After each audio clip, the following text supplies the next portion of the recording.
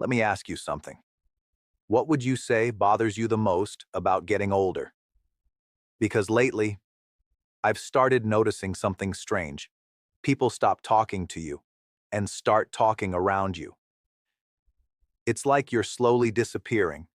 And for a while, I honestly thought that was the saddest part of getting old, until my 12-year-old grandson said something that completely changed the way I saw my life. It started small. At first, I thought maybe I was imagining it. But then one day at the doctor's office, halfway through the appointment, he started answering my daughter instead of explaining things to me. At restaurants, waiters asked her what I wanted to eat while I was sitting right there. And eventually, you start wondering if the world still sees you as a person or just an old man. That's when my daughter decided I needed help. Now, she never actually said I needed help. But suddenly, my grandson Lucas started showing up every Thursday afternoon to keep Grandpa company. Lucas was 12, polite kid, but very clearly there against his will. You could feel it. He helped me with groceries, carried heavy bags, showed me how to update my passwords every single week like I was under constant cyber attack. And every time he explained something on my phone, he looked at me the way bomb technicians probably look at unstable explosives, like one wrong tap and I'd accidentally delete the entire internet. But the phone thing I could handle. What I couldn't handle was the morning I walked outside wearing mismatched shoes, one brown, one black. My neighbor saw me and said, "Well, that's retirement for you." And everybody laughed, including me. But later that night, I kept thinking about it, because nobody assumed I didn't sleep well. Nobody assumed I got distracted. The explanation was immediate. He's old. Then one night at family dinner, I fell asleep during a movie. Not fully asleep. Just that grandfather sleep where your eyes close for 3 minutes, but somehow you're still pretending to follow the plot. When I woke up, everybody was smiling at me. My daughter covered me with a blanket. My grandson took a picture, and somebody whispered, "Aw, leave him alone. He is tired. He is old now." And I remember sitting there thinking, it was a 3-hour superhero movie. The room was dark. The couch was warm. Half the people there would have fallen asleep eventually in that situation. But nobody saw it that way. Do you slowly stop being a regular person and become a fragile little community project? One afternoon on the drive back from the grocery store, I told Lucas he didn't really have to keep coming every week. I told him there were probably 100 things a 12-year-old would rather be doing, and without even looking up from his phone, he said, "Mom's paying me." Then he shrugged. "I'm saving up for a computer game. She said she's not buying it for me." I'm not gonna lie, that one landed a little hard, because suddenly I realized my company wasn't exactly the attraction. But Lucas kept showing up every Thursday, and for some reason, I never mentioned any of it to my daughter. A couple months later, Lucas and I were sitting in the living room. The TV was on. Lucas was staring at his phone like always, and I was pretending to watch a movie I wasn't really following anymore. The room got quiet for a minute, and before I even realized I was saying it, I just said, "Sometimes I feel invisible." I don't even know why I said it out loud.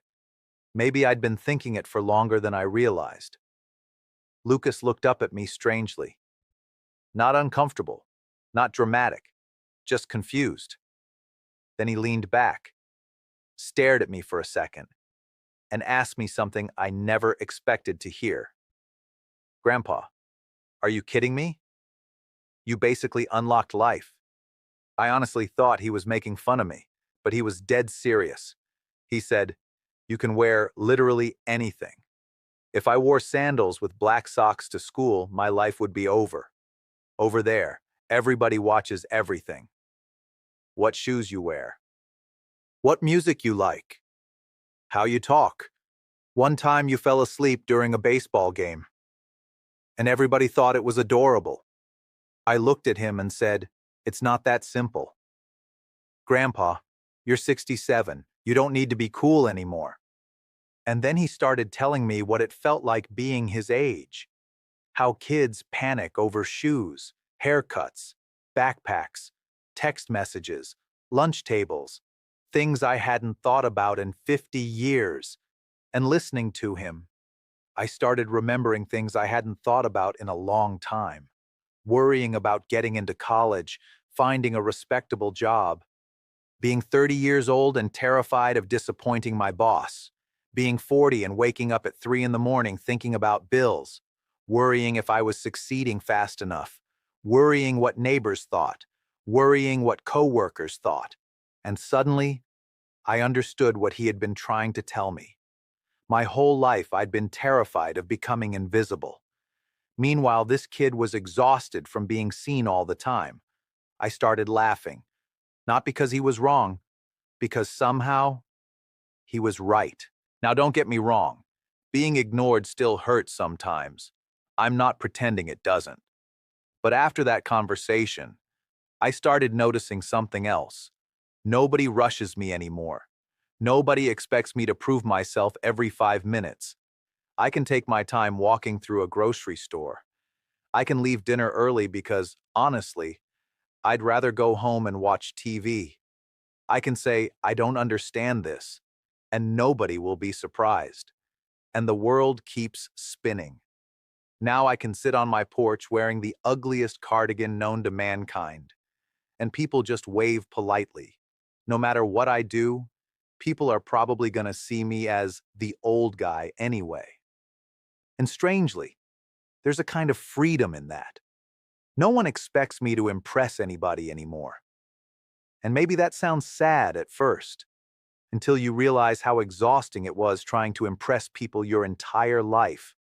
For the first time in years, getting older didn't feel like losing something. It felt like putting something heavy down. I still don't like being ignored. I still don't like when people assume I can't do things anymore. But last Thursday, Lucas showed up again, didn't say much, just sat down, pulled out his phone, and asked me if I wanted to watch something. I picked the movie. He didn't complain. 12-year-olds don't let just anyone pick the movie. Maybe that's what unlocking life actually looks like. Not a big miracle, just one unexpected moment that changes the way you see your life. I wonder, has anything ever changed the way you think about growing older? I'd love to hear your story. And when you're ready, I'll be right here with another one. See you soon.